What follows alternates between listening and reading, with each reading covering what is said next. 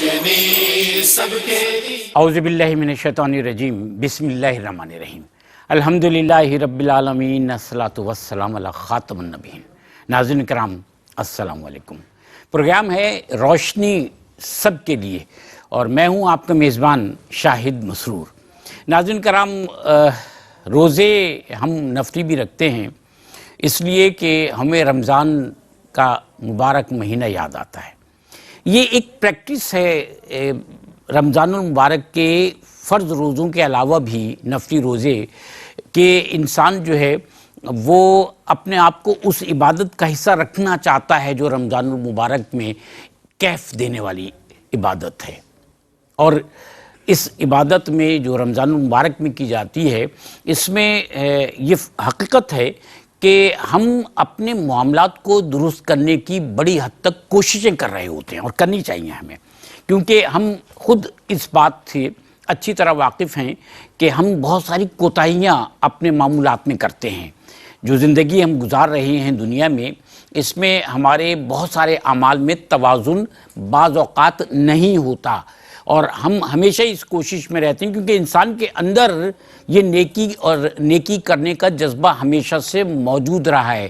جس طرح کوئی شخص اپنی تعریف پسند کرتا ہے، اپنے لیے اچھے الفاظ کو پسند کرتا ہے، اچھے القابات کو پسند کرتا ہے، تو یہ تعریف، یہ اچھے الفاظ، یہ اچھے القابات اچھے اعمال اور اچھے معمولات کے توسط سے اسے حاصل ہوتے ہیں۔ لہذا انسان کی فطری خواہش بھی یہ ہوتی ہے کہ وہ نیکیاں کرے، اور نیکیاں کرنے کے لیے اللہ تعالیٰ نے، اور نیکیوں کے تسلسل کو قائم رکھنے کے لیے اللہ تعالیٰ نے ماہ رمضان المبارک انسانوں کو اور خاص طور پر مسلمانوں کو عطا فرمایا ہے۔ ہم اس مہینے میں اپنے معمولات میں بہت فرق لے کر آتے ہیں، روزہ رکھتے ہیں، نمازوں کی پابندی کرتے ہیں، باوضو رہنے کی پریکٹس کرتے ہیں، اس کے علاوہ ہم زکوٰۃ کی ادائیگی کرتے ہیں، فطرانی کی ادائیگی کرتے ہیں، صدقات نکالتے ہیں، کوشش کرتے ہیں کہ لوگوں کی لیے افطار کا یعنی روزہ کھلوانے کا یا سحری کا اہتمام کریں۔ ہمارے یہاں بہت سارے لوگ راشن ایسی فیملیز تک پہنچاتے ہیں کہ جو غریب فیملیز ہیں۔ بہت سارے جو ہمارے قریب کے لوگ ہیں، محبت کرنے والے لوگ ہیں، جن سے ہماری ناراضگی ہیں، ہم کوشش کرتے ہیں کہ ان سے ناراضگیوں کو دور کریں۔ اور یہ جو لیلۃ الجائزہ ہوتی ہے، اس میں ہم اس مہینے میں بھی جو ہم نے اعمال کیے ہیں صرف ان کا جائزہ نہیں لیتے، بلکہ ہم یہ تہیہ کرتے ہیں، یہ دیکھتے ہیں کہ ہم ان معمولات کو کیسے قائم رکھ سکیں گے۔ یہ سارے معاملات عید کے دن ختم نہیں ہو جاتے، بلکہ عید کے دن تو ہم اس بات کی خوشی مناتے ہیں کہ ہم نے ایک پریکٹس کا اپنے آپ کو عادی بنا لیا۔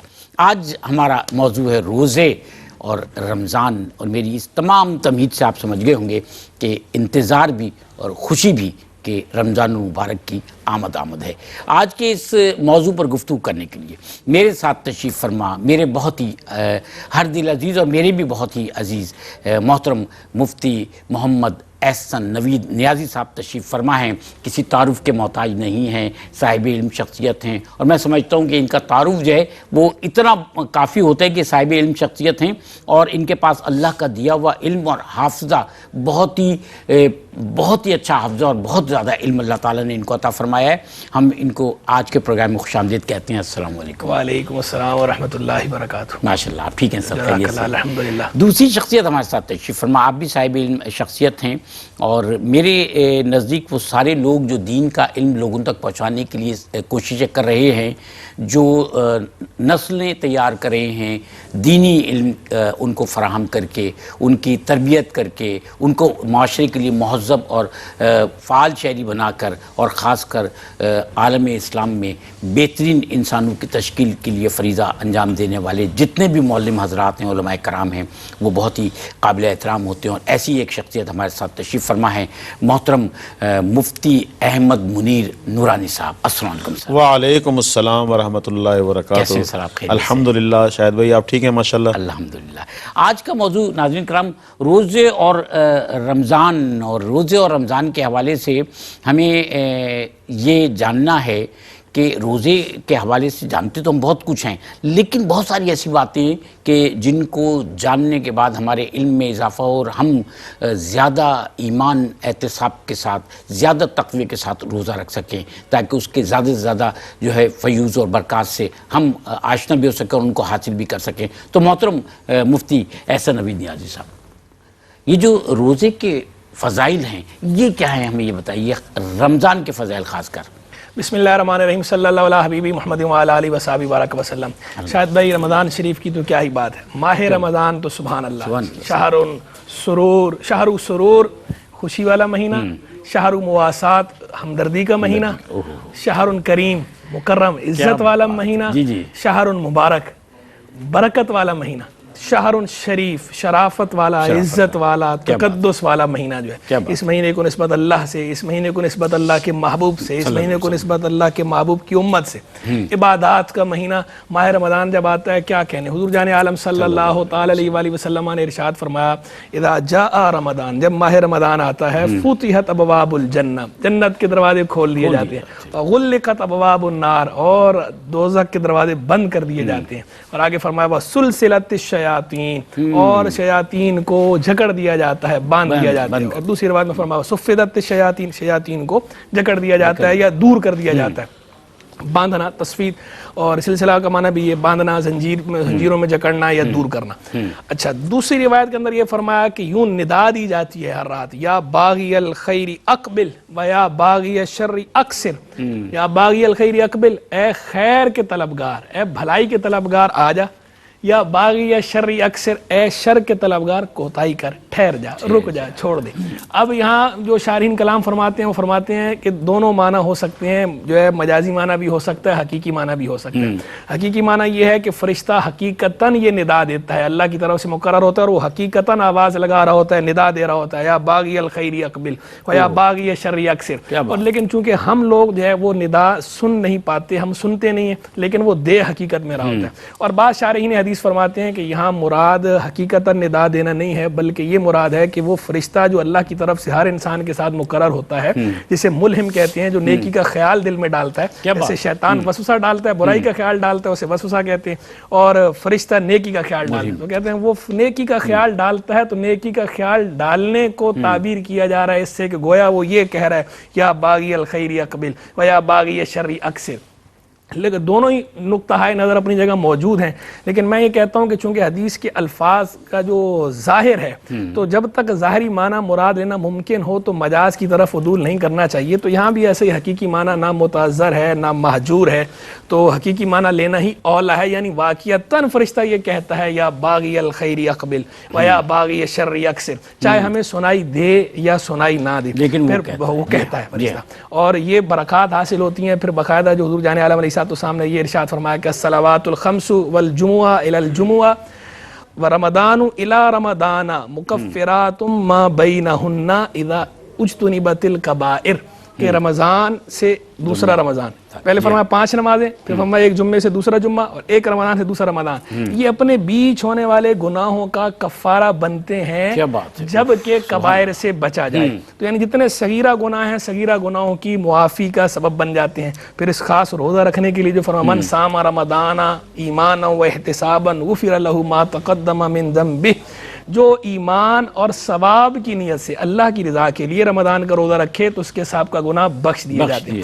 من قام رمضان ایمانا و احتسابا غفر له ما تقدم من ذنبہ، جو رمضان کی راتوں میں قیام کرے، قرآن کی تلاوت کرے، نماز پڑھے، تو اس کے بھی ثواب کا گناہ، ایمان اور احتساب کے لیے، احتساب مانا ثواب کی نیت سے اللہ کی رضا کے لیے، تو اس کے ثواب کا گناہ بخش دیے جاتے ہیں۔ احتساب اس لیے فرمایا کہ کوئی اور مقصد نہ ہو، ریاکاری نہ ہو، کوئی اور دنیاوی منفعت مقصد نہ ہو، خالص عبادت کر رہا ہوں اللہ کی رضا کے لیے، تو بخش دیا جاتا ہے۔ پھر اس ماہ رمضان کے کیا فضائل بیان کیے جائیں، قرآن کا مہینہ، ماہ قرآن، قرآن اس قرآن، پھر شب قدر اسی ماہ رمضان میں، انا انزلناہ فی لیلۃ القدر وما ادراک ما لیلۃ القدر، کیا بات ہے، لیلۃ القدر خیر من الف شہر، اس کی ایک رات 1000 مہینوں سے بہتر، جمعۃ الوداع۔ پھر لیلۃ الجائزہ جس کی آپ نے بات کی، جائزہ کہتے ہیں انعام کو عربی میں، لیلۃ الجائزہ انعام کی رات، تو کیا کیا برکتیں ہیں اس کے اندر، اللہ تبارک و تعالی ہم سب کو ماہ عید الفطر بالکل اللہ تعالی سر میں ماہ رمضان کی برکتیں محترم مفتی صاحب سے، احمد منیر نورانی صاحب سے جاننا چاہوں گا کہ سر ہمیں رمضان کی تیاری کیسے کرنی چاہیے تاکہ ہم ماہ رمضان مبارک کی جو برکتیں ہیں ان کو زیادہ سے زیادہ حاصل کر سکیں؟ بسم اللہ الرحمن الرحیم، اللہم صلی وسلم وبارک دائما ابدا علی حبیبک خیر الخلق کلہم۔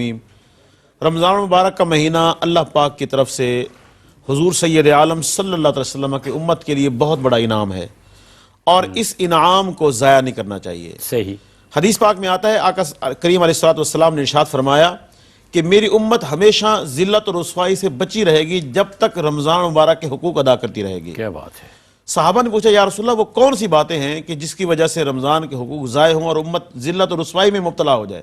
آقا علیہ السلام نے ارشاد فرمایا کہ گناہوں کا ارتکاب، حرام چیزوں کا ارتکاب رمضان مبارک میں یہ ذلت اور رسوائی کا باعث ہے۔ اور حضور نے ارشاد فرمایا کہ رمضان کے معاملے میں اللہ سے ڈرو کہ جس طرح اس میں نیکی کرنے کا اجر دگنا ہے، کہ جو ایک نفلی عبادت کرتا ہے اللہ پاک اسے فرض عبادت کے برابر ثواب عطا فرماتا ہے، اور جو فرض عبادت کرتا ہے اللہ پاک اسے 70 فرضوں کے برابر ثواب عطا فرماتا ہے۔ تو نیکی کا جس طرح اجر زیادہ ہے تو فرمایا گناہوں کی سزا بھی زیادہ ہے، حرام کے ارتکاب کی سزا بھی زیادہ ہے۔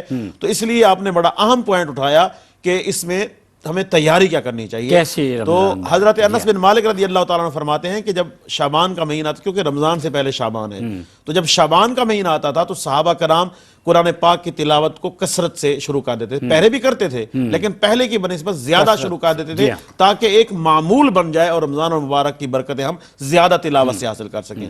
اسی طرح صحابہ کرام ویسے ماشاءاللہ مسلمان کثرت کے ساتھ رمضان میں زکوٰۃ دیتے ہیں کیونکہ اس کا ثواب زیادہ ہو جاتا ہے، لیکن صحابہ کرام شعبان میں بھی زکوٰۃ دیتے تھے تاکہ ضرورت مند جو لوگ ہیں وہ رمضان کی تیاری، رمضان مبارک کی اور عید کی تیاری کرتے ہیں۔ آپ کی اجازت سے ایک وقفے پہ جاتے ہیں، انشاءاللہ حاضر ہوتے ہیں ہمارے ساتھ۔ رہیے، موضوع بہت اچھا ہے آج رمضان المبارک کے حوالے سے، یعنی روزے اور رمضان۔ ناظرین کرام، آپ کو خوش آمدید کہتے ہیں آج کے پروگرام میں، یعنی روشنی سب کے لیے میں، اور آج ہمارا موضوع ہے روزے اور رمضان۔ اس پر گفتگو کرنے کے لیے میرے ساتھ تشریف فرما محترم مفتی محمد احسن نوید نیازی صاحب اور محترم مفتی احمد منیر نورانی صاحب۔ ہم جب وقفے پہ گئے تو آپ نے ہمیں بتایا اس نسبت کہ رمضان مبارک کی ہمیں کیسے تیاری کرنا چاہیے تاکہ اس کی برکتوں کو زیادہ سے زیادہ ہم حاصل کر سکیں، تو آپ فرما رہے تھے سر۔ جی بسم اللہ الرحمن الرحیم۔ تو میں عرض کر رہا تھا کہ صحابہ کرام شعبان میں زکوٰۃیں ادا کر دیتے تھے تاکہ لوگ رمضان اور عید کی تیاری کر سکیں۔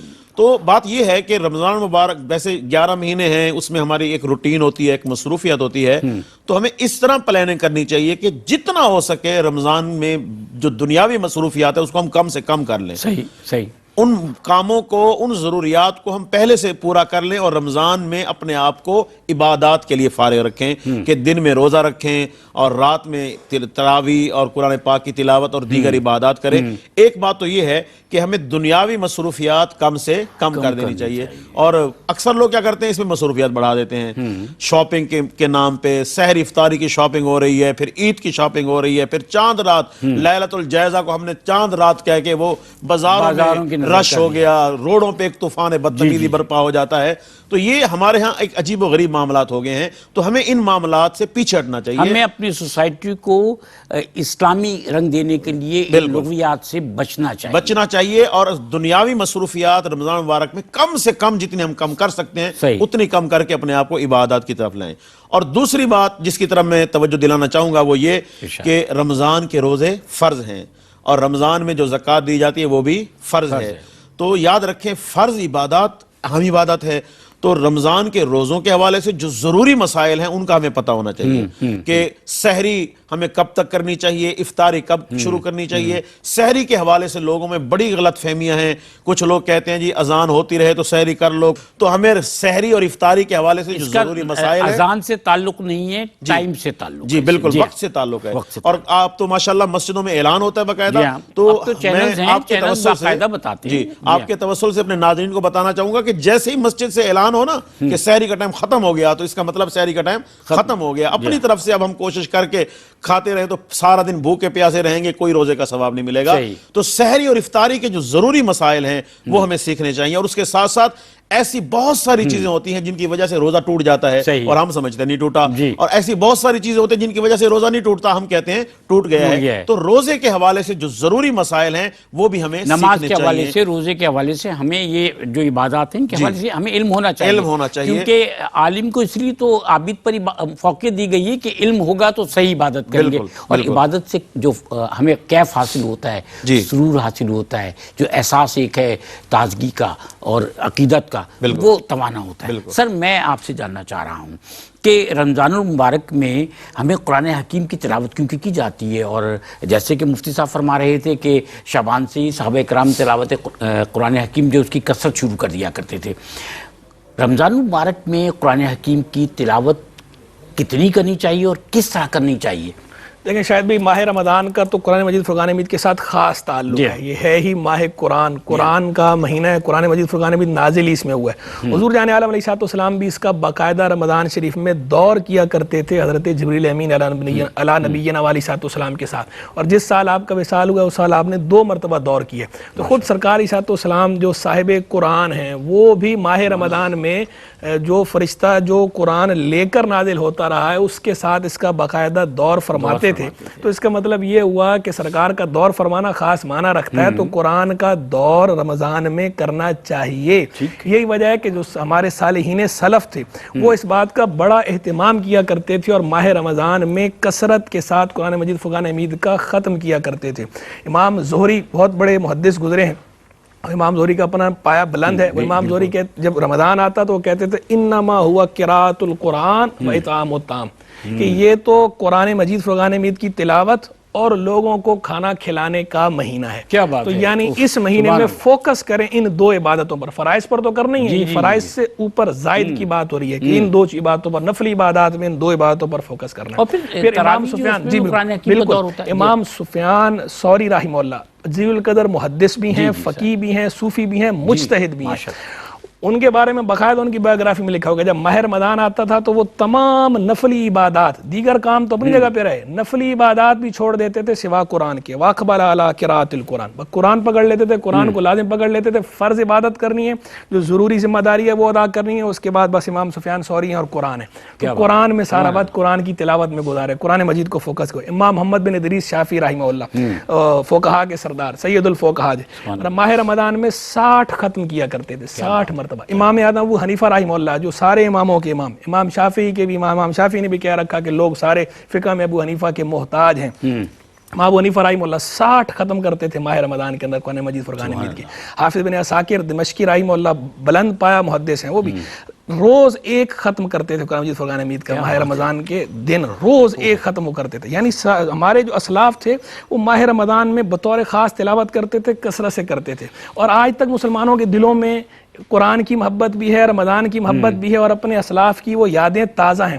یہی وجہ ہے کہ ہمیں مسلمان نظر آتے ہیں کہ عام دنوں میں وہ اگر قرآن سے اتنا جڑے ہوئے نہ بھی ہوں تو رمضان میں کوشش کرتے ہیں قرآن سے جڑنے کی اور قرآن پڑھیں, تو قرآن پڑھتے ہیں. تو اس لیے ہم یہ تو بالکل اس کی حوصلہ افزائی ہی کریں گے, ترغیب ہی دلائیں گے. جتنا آپ قرآن شریف پڑھیں اتنا اچھا ہے, جتنا گڑ ڈالیں گے اتنا میٹھا ہے. خیر خیر ہی ہے, نور اللہ نور ہے. باقی رہ گیا وہ روایات کے اندر جن میں یہ بات بیان ہوئی کہ 3 دنوں سے کم میں قرآن مجید ختم کرنے کی ممانعت کی گئی. باقاعدہ وہاں محدثین نے تصریح کر رکھی ہے کہ یہ جو اس طرح کا حکم دیا گیا ہے, ایک تو یہاں جو ممانعت ہے وہ ممانعت حرمت والی نہیں ہے, مکروہ تحریمی یا حرام نہیں ہے. دوسری بات انہوں نے فرمایا کہ اوقات فاضلہ اور امکنہ فاضلہ اس حکم سے مستثنا ہیں. فضیلت والے اوقات یعنی ماہ رمضان, تو کہا ماہ رمضان میں جتنا پڑھیں ماہ رمضان میں اجازت ہے. یہ خود محدثین نے تصریح کر رکھی ہے. امام ابن رجب حنبلی رحمہ اللہ بہت اعلیٰ پائے کے محدث ہیں, انہوں نے خود یہ وضاحت کر رکھی. امام نووی رحمہ اللہ خود اعلیٰ پائے کے محدث ہیں. یعنی وہ لوگ جنہوں نے حدیث ہم تک پہنچائی ہیں انہوں نے خود اس کی وضاحتیں کر رکھی ہیں, انٹرپریٹ کر رکھا ہے کہ فضیلت والے دنوں کے اندر اس کی اجازت ہے, اس کی ممانعت نہیں ہے. اور فضیلت والی جگہیں, اور آگے مثال دی مکہ مکرمہ کی کہ وہاں پر بھی اس کی اجازت ہے, زیادہ آپ پڑھ سکتے ہیں. پھر یہ بھی فرمایا کہ اصل میں مقصود یہ تھا کہ قرآن کا तफक्कुर और तदब्बर ये फौत ना हो। सही, यानी कुरान पढ़ना है तो समझना भी तो है ना, ये नहीं कि आप सिर्फ पढ़े तो जा रहे हैं लेकिन समझ नहीं रहे। तो हम कहते हैं इसका तरीका ये है कि आप लोगों को नेकी से मना ना करें, ये ना कहें कि कुरान पढ़ने का कोई फायदा ही नहीं आता। अच्छा। जो पढ़ना है वो भी फायदा मंद है, हदीस में उसकी भी फजीलत बयान हुई है, बेसमझे पढ़ने पर भी सवाब है, एक एक हर्फ पर उसके कोई आयत अगर कोई शख्स पढ़ता है उसको याद हो जाती है तो वो फिर बाद में उसके माने भी पूछता है, और ना भी पूछे अगर बिलफर्ज, तो देखें ये वो एक अलग नेकी है, ये एक अलग नेकी है। तो अगर एक दो नेकियां वो नहीं कर रहा तो आप एक नेकी से उसे क्यों रोक रहे हैं? ये क्यों कह रहे हैं कि भाई नहीं दो ही करनी है तो करो, ना तो ये वाली भी नहीं करो, ये गलत बात है। दूसरी बात, वुजू करो तो नमाज भी पढ़ो, हाँ तो दोनों करो, दोनों तो वो अपनी अपनी जगह बहरहाल मुस्तकिल नेकियां हैं। बाकी तफक्कुर और तदब्बर में कोई अगर कोताही करता है तो उसका मुआखदा अपनी जगह पर है, लेकिन उस मुआखदे से बचाने का दुरुस्त तरीका ये है कि जो हम लोगों को तालीम करते हैं, कहते हैं आप कसरत से भले कुरान शरीफ पढ़ें और थोड़ा थोड़ा आप ये फिक्स कर लें कि मुझे इतना जो है ये समझ कर पढ़ना है, तर्जमे और तफसीर के साथ पढ़ना है। और अब तो कुरान हकीम जो ज्यादातर हमारे पास अवेलेबल हैं वो तर्जुमे के साथ, तर्जुमे वाले भी अलग से भी अवेलेबल हैं और तर्जुमे वाले भी ज्यादातर मैंने अर्ज किया, दोनों तरह के, दोनों तरह ही छपते हैं, उसी मिलते हैं। अब आपकी मर्जी है, आप ज्यादा तिलावत करें, लेकिन आप कोई फिक्स कर लें कि मुझे मिसाल के तौर पर माह रमजान के अंदर 4 खत्म करने हैं, तो आप करेंगे 4 खत्म तो मैं ऐसे करूंगा पढ़ के, और बाकी तफक्कुर और तदब्बर के साथ समझ कर भी मैंने कम से कम एक मरतबा पढ़ना है, भले माह रमजान में ना खत्म कर सकूं, मैं एक सफ़ा कर लूं अपनी सहूलत के मुताबिक, ये नियत कर लूं, ये हद कर लूं कि कुरान कम से कम एक दफ़ा मैं समझ के ज़रूर पढ़ूंगा, मैं माह रमजान में शुरू कर दूं। अब भले एक सफ़ा पढ़ूं, 3 आयतें पढ़ूं, 5 आयतें पढ़ूं, 1 आयत पढ़ूं, जो मुझे सहूलत हो, जिसमें जो मैं निभा सकूं, और उसके अगर पढ़ता रहूं, तफसीर है वो भी, और अगर किसी से पूछें तो और ज्यादा अच्छा। समझ कर पढ़ने का मतलब यही है, तफक्कुर तदब्बर का मतलब यही है कि आपने तर्जमा पढ़ना है, फिर साथ तफसीर भी पढ़नी है, और जो बात समझ में ना आए वो आपने उलमाए दीन से पूछनी है, जो मुस्तनद, जो सोर्स है, ये बहुत ये इंतहाई जरूरी है। ये नहीं कि आप जो है वो बराह रास्त तो पढ़ रहे हैं, लेकिन जो बात आपको समझ में नहीं आ रही तो आप उलमा से पूछने की बजाय आप खुद साख्ता राय कायम कर रहे हैं, मिस इंटरप्रेट करना शुरू कर दे कुरान को, ये मना है। इस पर तो बाकायदा दोज़ख में ठिकाना बनाने की वईद नाज़िल हुई है, शान नुज़ूल पता हो, बिल्कुल, उसके बाद आप कर सकते हैं आगे किसी को बताना। तो आप खुद समझने के लिए पढ़े, बाकी दूसरों को समझाने के लिए अगर आप पढ़ना चाहते हैं तो फिर जो प्रॉपर तरीका है उसे फॉलो करें। माशाल्लाह माशाल्लाह। अच्छा, रमज़ान मुबारक में कुरान हकीम की तिलावत जो है वो तरावी में भी की जाती है, और माशाल्लाह से जब आखिरी अशरा चल रहा होता है तो ख़त्म कुरान की जो मुख्तलिफ जगहों पर एहतमाम होता है, बड़ा रूह परवर होता है सब कुछ। ये हमारी सोसाइटी का वो कहते हैं ना, हमारी सोसाइटी की खूबसूरती है, मुस्लिम सोसाइटी की। सर, तरावी को रमज़ान मुबारक में इसकी अहमियत को आप किस तरह से देखते हैं? बिस्मिल्लाहिर्रहमानिर्रहीम। देखें, रमज़ान मुबारक की सारी इबादत आम हैं। ये इतना बाबरकत महीना है कि नफली इबादत फ़र्ज इबादत के बराबर अजर रखती है, और फ़र्ज इबादत 70 फ़र्ज़ों के बराबर अजर रखती है। तो तरावी तो सुन्नत मुअक्कदा है, और तरावी तो वो इबादत है क्योंकि नमाज जामिउल इबादत है, इसमें सारी बातें आ जाती हैं। तो तरावी की अपनी ही फजीलत है। जिस तरह हज़रत एक हदीस पढ़ रहे थे, हुजूर सैयद आलम सल्लल्लाहु अलैहि वसल्लम ने इरशाद फरमाया, मन क़ाम रमज़ान ईमानन व इहतिसाबन ग़ुफ़िर लहू मा तक़द्दम मिन ज़ंबिही, कि जो शख्स रमज़ान मुबारक में क़याम करता है ईमान और एहतिसाब के साथ, तो उसके साबिक़ा गुनाह माफ़ कर दिए जाते हैं। अब साबिक़ा गुनाह माफ़ कर दिए जाते हैं, कौन से गुनाह माफ़ कर दिए जाते हैं? इस हवाले से मुफस्सिरीन के, मुहद्दिसीन के 2 अक़वाल हैं।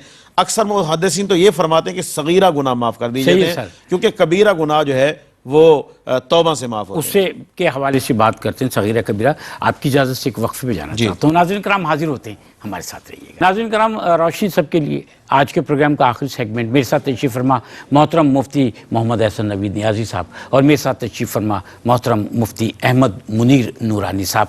आज हमारा मौजू है रोज़े और रमज़ान।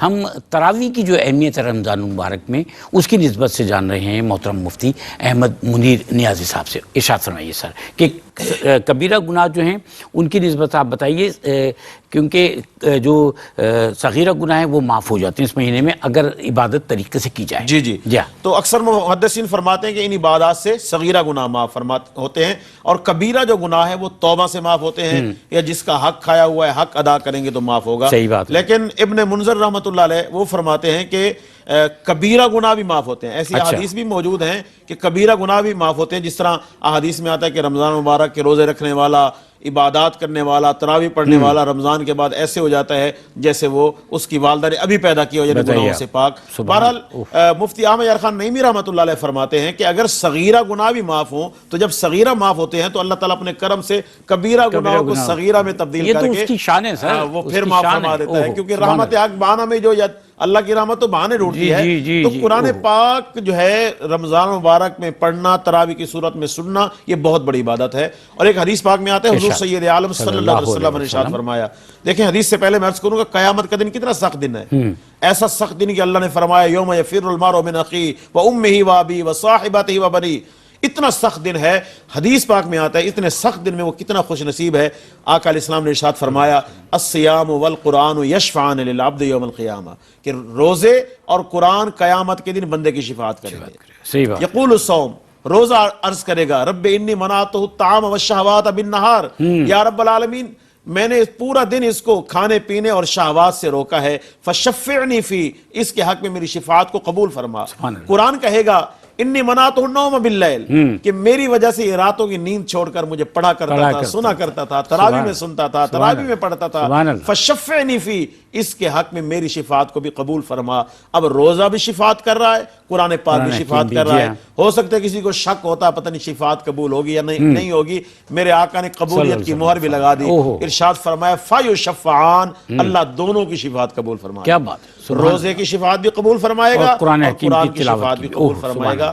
لیکن ماشاءاللہ یہ یاد رکھیں کہ روزہ کس کی شفاعت کرے گا؟ جو روزہ رکھے گا اور اس کے عزت احترام کرے گا. قرآن کس کی شفاعت کرے گا؟ جو قرآن پڑھے گا یا سننے گا اور اس کے حقوق کو ادا کرے گا. صحیح بات. تو اس لیے قرآن پاک کی تلاوت اور خاص طور پہ تراویح کی صورت میں قرآن پاک پڑھنا اور سننا بہت بڑا اجر رکھتا ہے. دیکھیں اس پر تو اجماع صحابہ ہے. یہ وہ فعل ہے کہ اس پر اجماع صحابہ ہے کہ حضرت سیدنا عمر رضی اللہ تعالیٰ عنہ نے سارے صحابہ کو جمع کیا، ایک کو امام بنایا کہ آپ قرآن تراویح کی صورت میں پڑھیں اور باقی سارے سنیں. تو تراویح کی صورت میں قرآن پڑھنا اور سننا یہ تو اجماع صحابہ ہے. اور پھر امت کا ہمیشہ عمل رہا ہے کہ امت نے ہمیشہ اس کا اہتمام کیا ہے کہ تراویح کی صورت میں قرآن پڑھا جاتا ہے، سنا جاتا ہے اور پھر ختم قرآن کیا جاتا ہے اور روح پرور مناظر اور روح پرور ماحول ہمیں دیکھنے کو ملتا ہے. کیا بات ہے، سبحان اللہ. سر افطار کے حوالے سے میں جاننا چاہتا ہوں، بہت سارے لوگ ایسے ہیں کہ جو لوگوں کا روزہ کھلواتے ہیں، افطار کراتے ہیں، اور ہمارے یہاں افطار کرانے کے لیے اسٹالز بھی مختلف جگہوں پہ رکھتے ہیں. یہ جو لگتے ہیں اسٹالز بھی اور افطار کرایا جاتا ہے، دونوں نسبتوں سے ذرا مجھے میری رہنمائی فرمائیے. دیکھیں شاید بھائی پہلی بات تو یہ ہے کہ کسی مسلمان کو کھانا کھلانا یا پانی پلانا یہ ویسے ہی باعث اجر کام ہے. اور آپ نے فرمایا تھا کہ قرآن حکیم پڑھو اور کھانا کھلاؤ. بالکل امام زہری نے جو کہا کہ قرآن. اور یہ دیکھیں کھانا کھلانا جو ہے مسلمان، میں نے کہا نا ابھی اگلی بات یہ ہے کہ باقاعدہ یہاں تک فرمایا گیا ہے کہ ہر تر جگر والی چیز میں اجر ہے. یعنی جو بھی ذی روح ہے، چاہے انسان ہو، چاہے جانور ہو، چاہے پرندہ ہو، اگر آپ اس کو کوئی بھی چیز کھلائیں گے یا پلائیں گے اور نیت آپ کی اللہ کی رضا کی ہوگی تو آپ کو اجر ملے گا.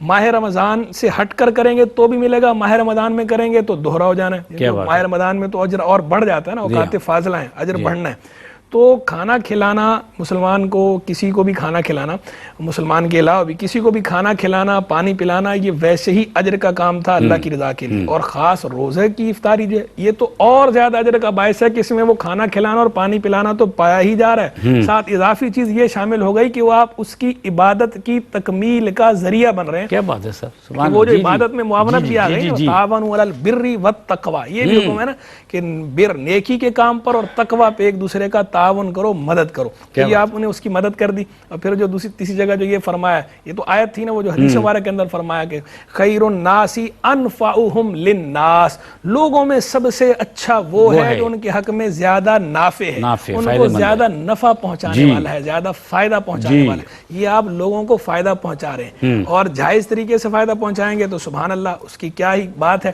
ہر اعتبار سے آپ دیکھیں. پھر یہاں تک ایک اور حدیث مبارک میں جو یہ فرمایا اللہ فی اون العبد ما کان العبد فی اون اخیہ، جب تک بندہ اپنے مسلمان بھائی کی مدد میں لگا رہتا ہے اللہ اس کی مدد میں رہتا ہے. کیا بات ہے بلا شبہ ایسی آپ مسلمان کی مدد کر رہے ہیں, افطار کرا رہے ہیں, تو آپ پہ رحمتیں بھی نازل ہو رہی ہیں, اللہ کی رحمت کے برکت کیا مستحق ہو رہے ہیں, ثواب کے مستحق بھی ہو رہے ہیں.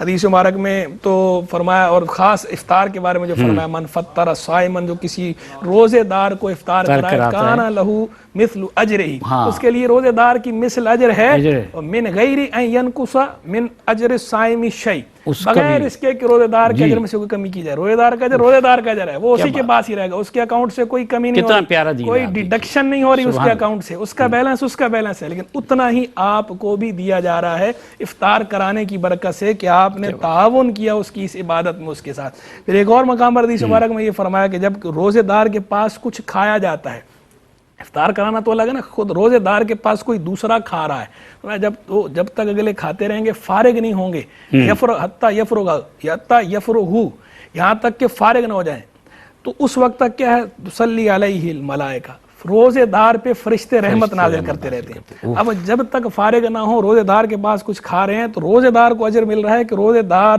پر فرشتے جو ہے وہ رحمت نازل کر رہے ہیں. تو آپ جب روزے دار کو کھلائیں گے اور دیگر لوگوں کو بھی کھلائیں گے ساتھ, تو یہ آپ کو اس بشارت سے بھی حصہ ملنے کی امید ہے اللہ کی رحمت سے. تو اس لیے بہت اچھا کام ہے, کار خیر ہے, اس کو تو ہم سپورٹ ہی کرتے ہیں اور ہم کہتے ہیں کہ یہ کرنا ہی چاہیے. ہاں لیکن یہ ضرور کہیں گے کہ اس کے اندر کچھ شرعی احتیاطیں ضرور ملحوظ رکھنی چاہیے. یعنی اب ایسا بھی نہ ہو کہ رزق کی بے حرمتی نہیں ہونی چاہیے, رزق کے تقدس کا, اس کی حرمت کا آپ بہرحال خیال رکھیں, اور رزق ضائع بھی نہیں ہونا چاہیے. رزق کو ضائع بھی نہیں کرنا اور رزق کی حرمت کا بھی خیال رکھنا ہے. اور باقی یہ کہ جو کرنا ہے آپ جائز طریقے سے کریں, حلال طریقے سے کریں, اور جو آپ کی اپنی ڈومین ہے اس میں کریں. یہ نہیں کہ دوسرے کی ڈومین میں آپ جائیں اور اس کو تکلیف پہنچانا شروع کر دیں, کسی اور کو تکلیف نہیں پہنچانی ہے آپ نے اس کام سے. اور باقی ایک وضاحت آخر میں کرتا ہوں کبیرہ اور صغیرہ گناہوں والی. دیکھیں جیسے کہ جو ہے علامہ صاحب نے کہا نا کہ صغیرہ گناہ جو ہے بعض کے نزدیک جو ہے وہ معاف ہوتے ہیں اور بعض کے نزدیک جو ہے کبیرہ گناہ معاف ہوتے ہیں. یہ بات تو ٹھیک ہے کہ بعض حضرات علماء کا قول یہی ہے, جیسا کہ ابن منذر نے بھی کہا کہ کبیرہ گناہ بھی معاف ہو جاتے ہیں. لیکن جو جمہور علماء ہیں, جمہور کا موقف یہ ہے کہ صرف صغیرہ گناہ معاف ہوتے ہیں. اور اس کی وجہ یہ ہے کہ جب اس طرح کی احادیث ہوتی ہیں یا آیات ہوتی ہیں تو تمام ایک ہے کسی جز کو دیکھنا. جب بعض علماء نے جز پہ نظر فرمائی تو انہوں نے یہ نتیجہ نکالا کہ اس سے جو ہے کبیرہ گناہ کی معافی بھی پتہ چلتی ہے. لیکن جب تمام ذخیرہ احادیث کو سامنے رکھا, تمام آیات کو سامنے رکھا, تو چیزیں آپس میں لنک اپ ہوتی ہیں نا. قرآن میں باہم تعارض نہیں ہے, احادیث میں باہم تعارض نہیں ہے, قرآن و حدیث کے مابین بھی تعارض نہیں ہے.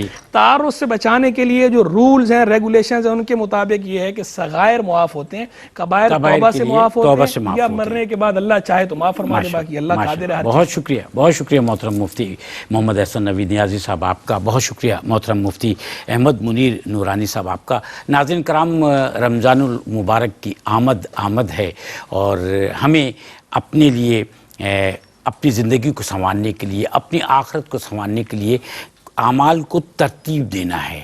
یہی رمضان المبارک کا استقبال کرنے کا طریقہ ہے, اور اس کے لیے ہمیں اللہ کو راضی کرنا ہے. تہیہ کر لیجئے کہ اس رمضان میں ہم اپنے اعمال کو اس نہج پر رکھیں گے کہ ہم اللہ تعالیٰ کی رضا حاصل کر لیں. اور اس کے لیے اللہ تعالیٰ کی رضا حاصل کرنے کے لیے تقویٰ, وہ تقویٰ کہ جس میں ہم اللہ کے خوف سے, اللہ کی برکتوں سے امید رکھتے ہوئے ہم ان لوگوں کی جو اللہ کے مخلوق میں شامل ہیں, چاہے وہ انسان ہوں یا انسانوں کے علاوہ دیگر مخلوقات ہوں, ہم ان پر رحمت بن جائیں گے. کیونکہ ہمارے نبی آخر الزماں صلی اللہ علیہ وسلم بھی رحمت بن کر آئے, اور انہوں نے ہمیں اپنی تعلیمات سے یہی سکھایا, یہی سمجھایا, یہی بتایا کہ اللہ کی مخلوق پر رحم کرو, اللہ کی مخلوق کے لیے فائدہ مند بن جاؤ, اور ہمیں اس مرتبہ یہ ثابت کرنا ہے. ناظرین کرام, اس کے ساتھ ساتھ ایک اور بات یہ بھی ہے کہ زکوٰۃ, صدقات, خیرات یہ ہماری اپنی زندگی کو آسان بنا دیتے ہیں. بہت سارے لوگ یہ سمجھتے ہیں کہ نماز فرض ہے, روزہ فرض ہے, تو یہ سمجھ لیجئے کہ جیسے نماز کی ادائیگی ہوتی ہے, روزے کی فرض ادائیگی ہوتی ہے, ویسے ہی زکوٰۃ کی بھی فرض ادائیگی کی جاتی ہے. تو رمضان مبارک کو اچھے طریقے سے گزارنے کا عہد کیجئے اور دعاؤں میں یاد رکھیے. اللہ حافظ.